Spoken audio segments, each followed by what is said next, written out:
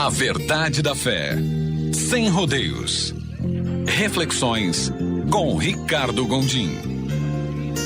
Evangelho de Lucas, capítulo 19, vamos ler o versículo 28 em diante. Depois de dizer isso, Jesus foi adiante, subindo para Jerusalém. Ao aproximar-se de Betfagé e de Betânia, no monte chamado das Oliveiras, enviou 2 dos seus discípulos, dizendo-lhes: vão ao povoado que está adiante, e ao entrarem encontrarão um jumentinho amarrado, no qual ninguém jamais montou. Desamarrem-no e tragam-no aqui.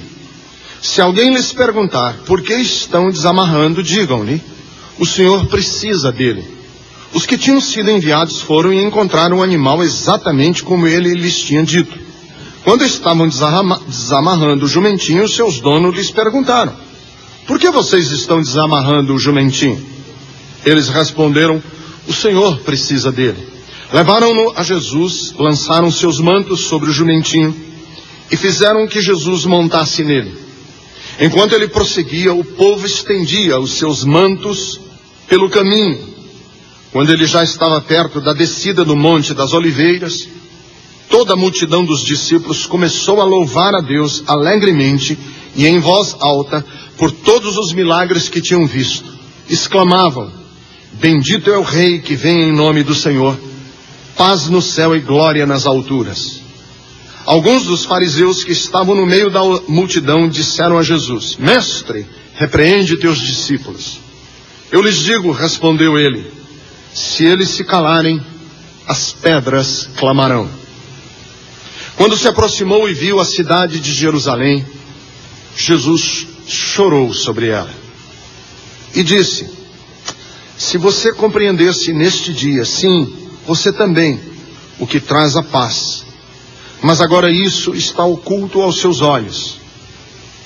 Virão dias em que seus inimigos construirão trincheiras contra você, a rodearão e a cercarão de todos os lados. Também lançarão por terra você e seus filhos.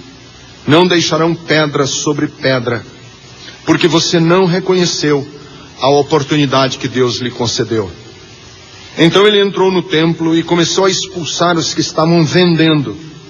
Disse-lhes: está escrito, a minha casa será casa de oração, mas vocês fizeram dela um covil de ladrões. Todos os dias ele ensinava no templo, mas os chefes dos sacerdotes, os mestres da lei e os líderes do povo procuravam matá-lo. Todavia não conseguiram encontrar uma forma de fazê-lo, porque todo o povo estava fascinado pelas suas palavras. O relato é dramático. Os personagens reagem de diferentes formas numa mesma circunstância. Nós temos perplexidade aqui nesse texto, gente abobalhada, perplexa.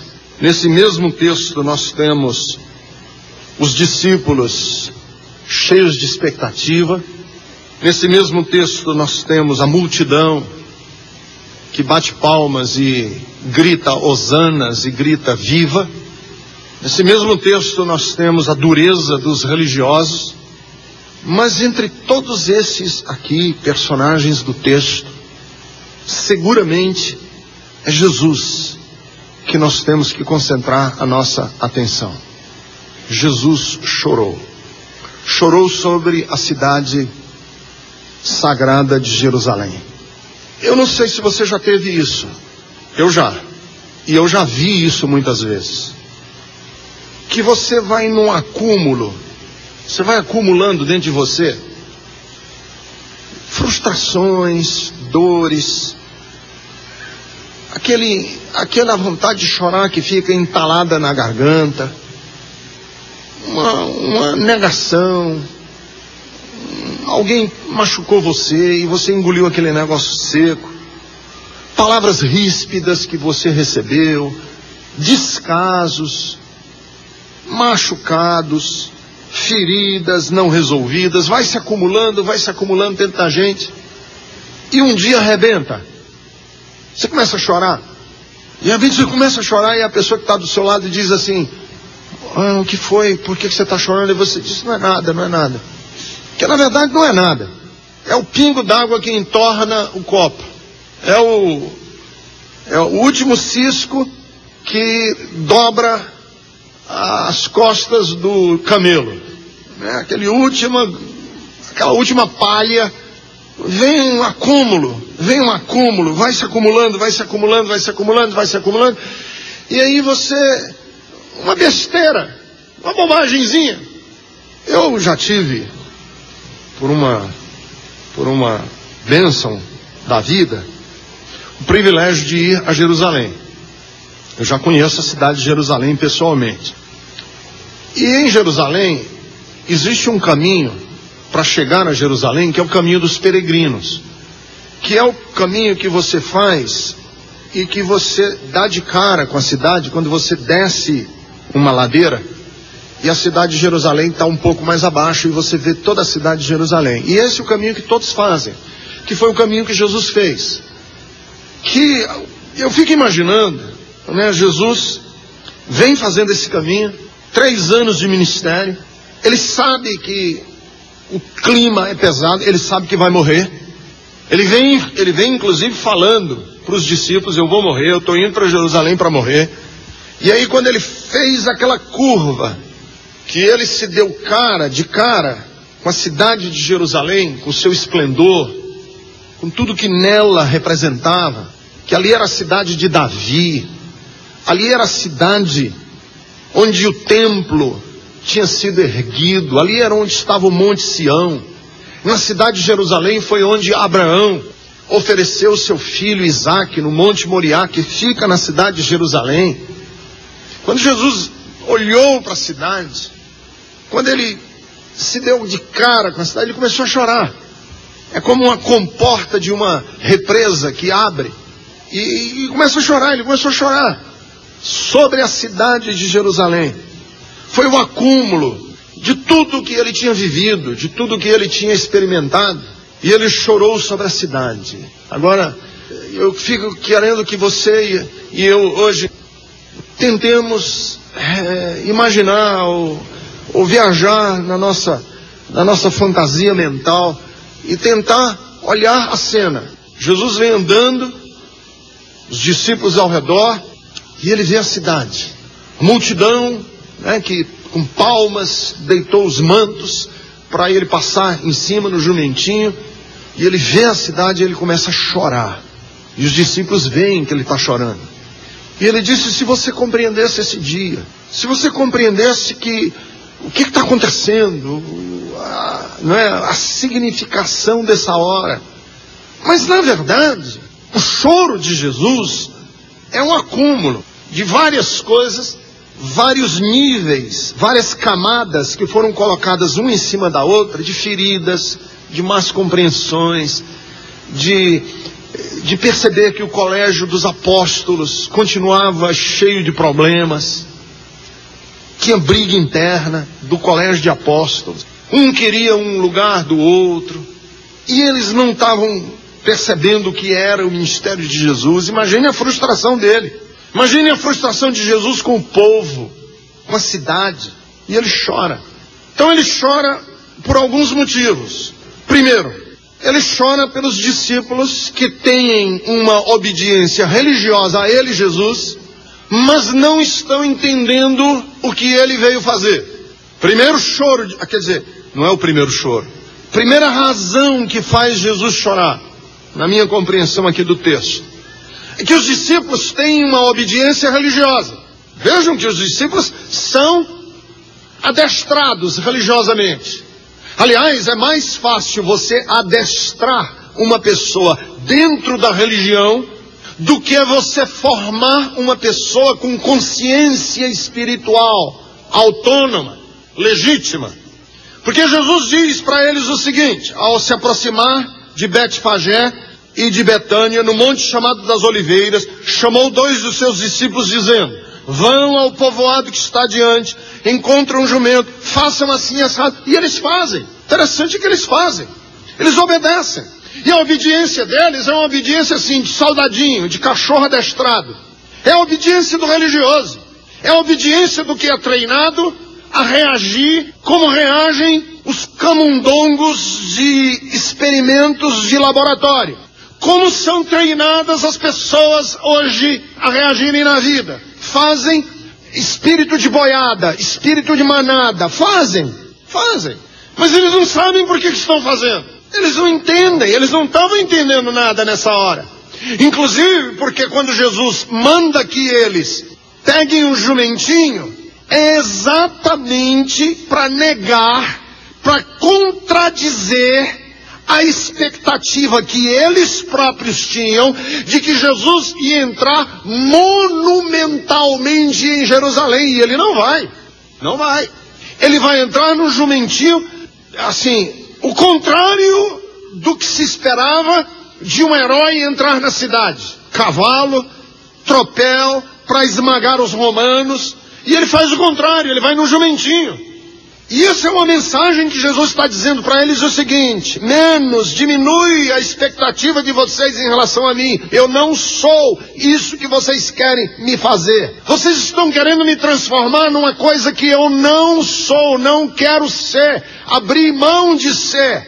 Eu não quero ser esse líder que esmaga, que impõe, que se mostra exuberante na sua grandeza. Eu não quero. Eu quero ser e cumprir aquilo para o qual o Pai me enviou. Dar a minha vida em resgate. Não ser servido, mas servir. Eu vim para mostrar o coração do Pai a vocês, que é manso e humilde de coração. E o jugo dele é suave, como é suave o meu jugo, como é leve e como é suave o caminho que eu tenho propor para vocês. Não tem nada a ver com essa expectativa religiosa que vocês estão de um líder poderoso, grandioso e feroz. Eu não sou isso, diminuam. Vejam, vocês vão na cidade, vão pegar um jumentinho, e eles fazem, mas eles estão fazendo robotizados, como são a maioria dos religiosos. Infelizmente. Fazem as coisas sem saber o que estão fazendo.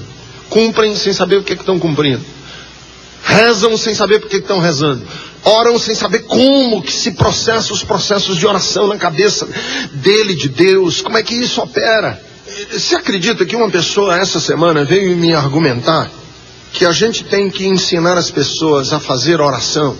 Olha o argumento da pessoa. Pastor, o senhor está ensinando a Bethesda a orar de um jeito que é contrário aos experimentos da ciência. Eu digo, o que é que você está me dizendo?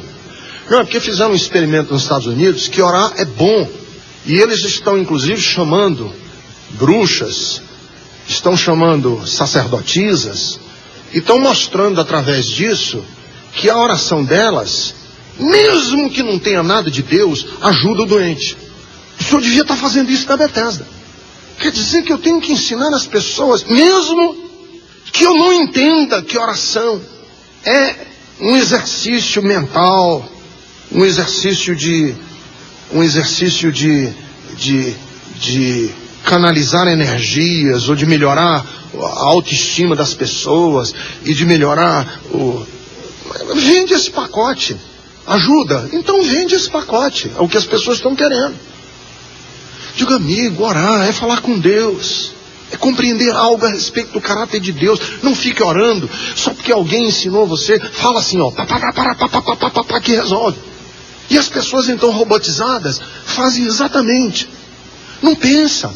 Quando você for orar, pensa assim: eu tenho um pai, eu sou filho, e esse pai é boníssimo, é amor, e eu vou falar com ele. Eu não vou exercitar poder de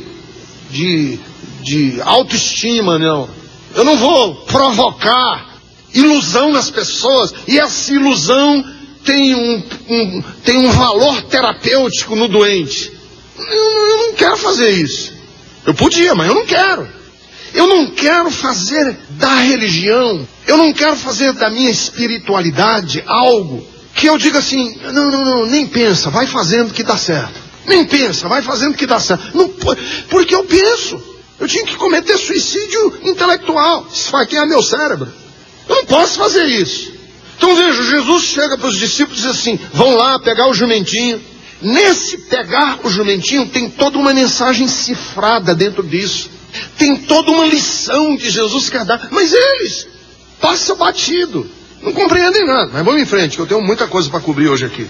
Então Jesus chora por isso, de perceber que ele entrava na cidade, mas os seus discípulos não conseguiam sair da bitola. Os seus discípulos não conseguiam pensar fora das viseiras que eles tinham. Nem o próprio Jesus conseguia fazer isso com os discípulos. Segundo, Jesus, eu acho que ele chora porque ele vê a simplicidade da multidão. A multidão é simples, que se encanta, se deslumbra com tudo o que lhes pareça sobrenatural. Então a multidão estão felizes. Vejam o texto, no versículo de número 37. Lucas é meticuloso, ele era médico.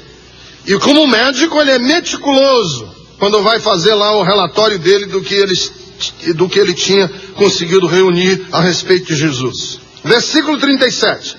Quando ele estava perto da descida do Monte das Oliveiras, toda a multidão dos discípulos começou a louvar a Deus alegremente, em alta voz, por todos os milagres que tinham visto.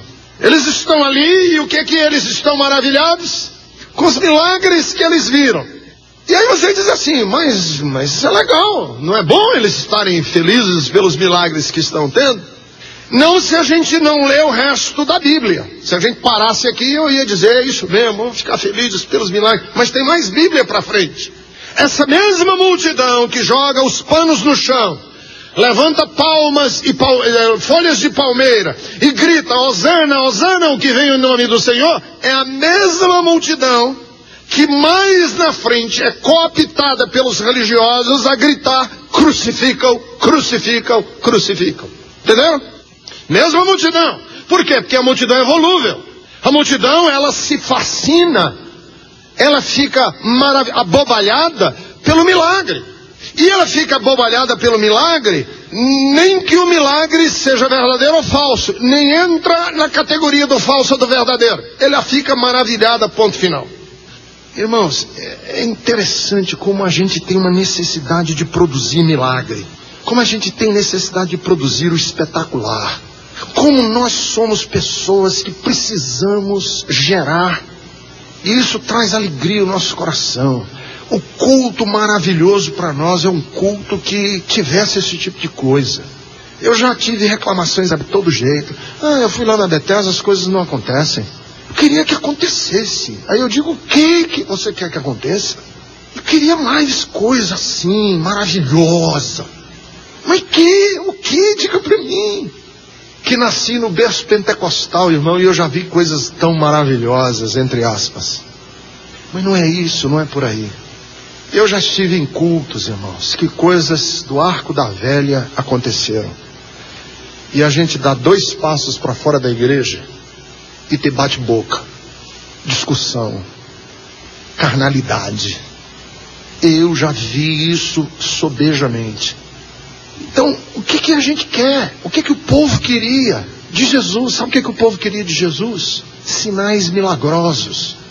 O povo está maravilhado porque Jesus vai entrar em Jerusalém e Jesus vai fazer cair fogo do céu igual a Elias.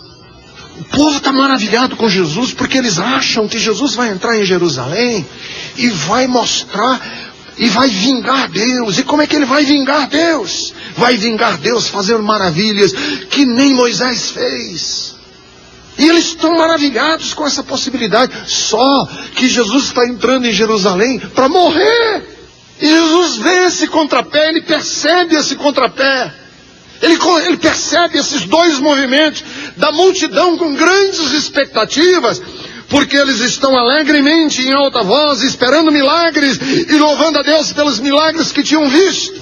Mas aí, Jesus chora, porque ele percebe que nessa singeleza da multidão, os fariseus vão defender a religiosidade que vai se opor à religiosidade singela da multidão.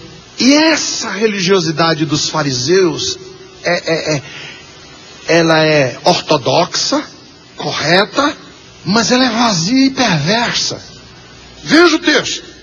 Bendito é o rei que vem em nome do Senhor, a multidão está louvando. Alguns dos fariseus que estavam no meio da multidão disseram: mestre, manda que o teu povo se cale. Repreende os discípulos, manda eles calarem a boca. Em nome do que, Jesus diz? Em nome do que?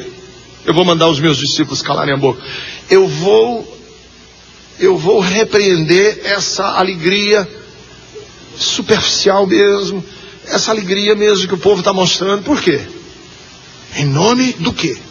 Em nome de uma religiosidade que os fariseus estavam defendendo, que era uma religiosidade que tipo? Era uma religiosidade seca, má, ruim. Má no sentido ruim, não no sentido de que era mal elaborada. Ruim porque produzia gente ruim. Que é o problema, muitas vezes, dos movimentos religiosos. No afã de defender uma posição, nós assumimos uma outra que é pior do que aquela. Então, às vezes, eu vejo gente criticando a Igreja Universal do Reino de Deus, e eu vejo gente criticando o Renascer, e vejo gente criticando Igreja X, Igreja Y, e o R.R. Soares, e aí eu fico olhando e digo assim: mas vocês estão criticando esses caras em nome do quê? Vocês estão criticando essas igrejas em nome de que tipo de religião que vocês estão gerando? Ela é seca, árida, ela é manipulativa, ela é proibitiva. Para quê vocês estão condenando esses caras? Em nome de quê que vocês estão condenando essas igrejas? Para produzir que tipo, outro tipo de religião? Que na verdade, muitas vezes no afã de defender, nós nos tornamos, ou no afã de denunciar, no afã de ser do contra, nós geramos do lado de cá um outro tipo de religião que é horrível. Porque eu me lembro, quando eu era da igreja presbiteriana e fui batizado com o Espírito Santo, e fui posto para fora da igreja, que algumas das lideranças que me combateram e que me criticaram, eu olhava para eles e dizia assim: mas esse homem está me criticando, mas ele é uma pessoa ruim, perversa, inclemente. Por isso que quando eu assisti uma entrevista do Leonardo Boff, em que perguntaram a ele sobre o Papa, o Ratzinger, que foi eleito Papa Bento XVI, o Leonardo Boff disse assim: esse Papa, esse Ratzinger, ele é um homem muito culto, muito erudito, muito capaz, porém um homem sem misericórdia. Aí quando eu ouvi isso do Leonardo Boff em relação ao Papa, eu falei: Jesus, se nós queremos uma religião correta, certa, mas sem misericórdia, sem grandeza de alma, de gente que seja amorosa, eu prefiro não estar dentro desse negócio. Eu não quero que a Bethesda seja uma igreja de gente correta, da legítima doutrina, que o pastor Ricardo é um homem que defende a palavra de Deus, mas ele é um homem sem misericórdia. Eu não quero ser assim, porque eu acho que era isso que eram os apóstolos. Eles olhavam para os fariseus, eles olhavam para a igreja que estava lá em Jerusalém, e o que Jesus estava dizendo para eles era o seguinte: não tem nem como condenar, não tem nem como negar, mas o que esses homens estão vivendo não é a minha proposta de reino. Escute, você marido, que tem a legítima doutrina, eu não discuto que você seja um cara correto. Eu não discuto que você tenha a doutrina correta, você até tem mesmo, até tem gente até que me repreende, fala: você está falando bobagem. Eu não discuto isso, mas eu não estou perguntando isso, eu estou perguntando que tipo de pessoa você está se transformando, que tipo de gente você está se transformando. Ter a doutrina correta e ser um grosso, ter a doutrina correta e ser uma pessoa desumana. Amigo, eu preferia você ateu, sabia? Ser fariseu com a doutrina correta e estar conspirando para matar Jesus, era melhor que ele tivesse o comportamento de um José de Arimateia, que nem era religioso, mas era um homem. Era preferível que ele tivesse o comportamento do centurião romano, que nem era religioso, era centurião e era romano, mas está preocupado pelo servo dele que está doente em casa e diz para Jesus: Senhor, vem curar o meu servo. E Jesus disse: nunca vi tamanha fé em Israel. Então, eu tenho que tomar cuidado, e nós precisamos tomar cuidado como igreja, para que no afã de sermos certos, no afã de defender as nossas posições, a gente não se transforme em pessoas cáusticas. Sabe, soda cáustica? Gente que é soda cáustica. Gente que é corrosiva. Gente que é ácido muriático. Ácido sulfúrico. Ele é religioso, ele é certo. Se você for para um debate teológico com ele, ele é certo. Bota ele na frente de um testemunho de Jeová, ele destroça o testemunho de Jeová. Põe ele na frente de um muçulmano, ele acaba com o muçulmano, porque ele tem a reta doutrina. Mas ele é um cara sem alma. Ele é uma pessoa sem coração. Ele é uma pessoa sem afeto. E aí Jesus chora pela cidade que não percebe o dia da sua visitação. Cidade não tomou conhecimento. E ele chora porque o templo se transformou num antro de ladrões. Cidade não tomou conhecimento. Recentemente o Bush esteve aqui no São Paulo para não fazer nada, para passear e jantar, e a gente tomou conhecimento. Acabou com o dia e acabou com a semana em São Paulo. Hoje Jesus entrou na cidade de Jerusalém e ela não tomou conhecimento. E ele entra no templo e ele chora porque o templo é um antro de ladrões. É uma forma de ganhar dinheiro. Depois que lemos sobre essa angústia de Jesus, sobre os sentimentos de frustração dele, sobre a impotência que ele mostra de chorar sobre uma cidade que mantém-se, sobre uma ordem de coisas que se mantém contrária à vontade dele, naquela realidade cruel, nós podemos hoje fazer algumas perguntas, porque não vamos tomar a ceia do Senhor. Perguntas. Primeira pergunta que eu queria fazer para você: até que ponto a sua prática espiritual ela é montada em cima de jargões religiosos, reciclados, usados, sovados, surrados e desgastados? Primeira pergunta que eu quero fazer para você: até que ponto a sua prática religiosa é montada em cima de jargões religiosos, frases prontas, que são recicladas, ditas de outra maneira, de uma forma mais poéticazinha, outras vezes de uma forma mais erudita, outras vezes de uma forma mais... Mas ela não tem nenhuma ligação com a vida, não tem absolutamente nada a ver com o seu dia a dia. Até que ponto a sua espiritualidade é montada nisso? Porque era nessa ordem de coisas que os discípulos estão se movimentando antes da ressurreição de Jesus, e até depois da ressurreição de Jesus, e até o dia de Pentecostes. Eles não estão entendendo o que Jesus veio fazer, quem era Jesus. Eles estão apenas repetindo jargões religiosos da religiosidade deles, judaica. Obedecem como cordeirinhos.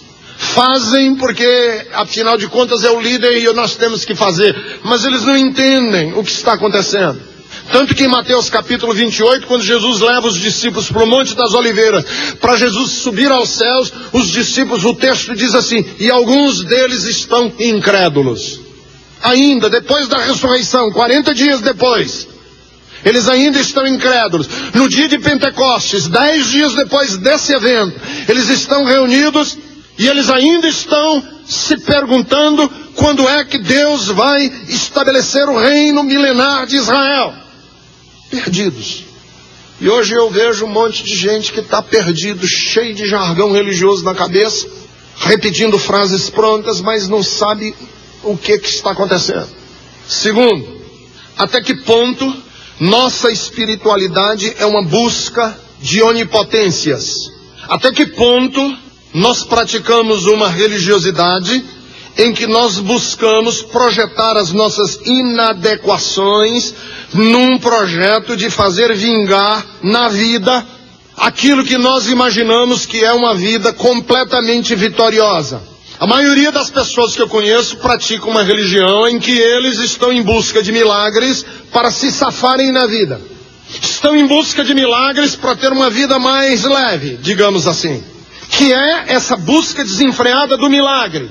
Eu não consigo resolver os meus problemas na vida, não consigo domar a vida e o futuro, então eu vou para a igreja que o pastor tem a fórmula da gente domar o futuro. Vá para a Betesda que você deixa de ter câncer na família. Vá na Betesda que você deixa de ter problemas no emprego. Vá na Betesda que você deixa de ter problemas conjugais. Vá na Betesda que você deixa de ter acidentes de trânsito. Vá na Betesda que o pneu do seu carro nunca mais vai furar. Vá na Betesda que você nunca mais vai ser assaltado. O futuro vai ser trazido debaixo do nosso controle. Essa é a grande expectativa religiosa que nós temos. Nós praticamos uma religião preventiva. Assim como eu pago seguro de vida preventivo, se no caso de acontecer alguma coisa, eu estou assegurado, da mesma maneira eu pratico uma religião preventiva. Antes que aconteça alguma coisa, eu oro na Betesda e aquilo que iria porventura acontecer, deixa de acontecer. É a busca desenfreada do milagre. Só que isso não é promessa bíblica, isso não é palavra de Jesus. Aliás, quem promete isso na Bíblia não é Jesus, quem promete isso na Bíblia é o diabo. Foi o diabo que prometeu transformar a nossa vida redondinha se a gente prostrado aos pés dele o adorar. Tudo te darei, se prostrado você me adorar. Eu tomei uma decisão. Eu não quero mais que Deus me livre de nada. Parei de orar pedindo que Deus me livre de qualquer coisa, porque eu entendi que essa oração está errada. Senhor, não me poupe de nada na vida. Nada. Que vier, venha. Eu só te peço uma coisa: esteja do meu lado quando vier. Ande comigo quando vier. Senhor, eu não quero estar só na hora que chegar as coisas, ou chegarem as coisas. Mas não me poupe mais de nada, Senhor. Eu não vou te pedir mais esse tipo de coisa, porque isso é uma oração errada. Parei de pedir livramento. O que eu peço para Deus é o seguinte: me livra no problema. Da minha alma ficar azeda, de eu me tornar um cara mau, de eu me tornar um sujeito resmungão. No problema. Venha o que vier, venha o que vier. Eu só te peço uma coisa: que o Senhor, pelo seu Espírito, esteja do meu lado na hora que acontecer. Porque foi essa a oração de Jesus no capítulo 12 do Evangelho de São João. Minha alma, ele disse, está angustiada até a morte. Mas o que é que eu vou te pedir? Eu vou te pedir que me livre nessa hora? Não, porque foi precisamente para essa hora que eu nasci. O que é que nós temos que fazer? Andar segundo os passos de Jesus. Eu quero que o milagre seja eu não quero que o milagre seja que o Ricardo foi poupado. Eu quero que o milagre seja que o Ricardo, naquilo que aconteceu com ele, se transformou numa pessoa melhor, mais bonita, mais íntegra, mais humana, mais verdadeira. Até que ponto nós estamos querendo um Deus que faça maravilhas? Um Deus que mostre que minha religião é a mais poderosa, que temos mais provas de que Deus é mais verdadeiro do que o Deus dos macumbeiros. Para com isso, vai. Eu acho que essa nossa ligação com milagres é uma das áreas mais complicadas da nossa vida religiosa. Você sabe o que a gente está fazendo com Deus? Briga de menino. Você sabe aquele briga de menino? Vou mostrar aqui vou mostrar aqui quem é mais forte. Aí põe um menino diante do outro. Aí eu digo, duvido, dá um tapa na cara do outro. Aí o outro diz, eu dou. Então a gente faz isso com Deus e com os deuses das religiões. Você vem aí com Exu? Eu vou com Jesus, cara. Você vem com... E aí a gente põe Jesus numa... Amigo, para com isso. Eu vou te mostrar que o nosso milagre é maior. Que aqui acontece mais milagre do que lá. Que aqui Deus opera mais do que... o pastor da minha igreja, quando ele ora, coisas acontecem. Então é uma religião de menino, de crianças, de comparação, querendo comparar, querendo igualar o nosso Deus. Eu estou falando de um Deus que é único, que é incomparável, que não entra nessa...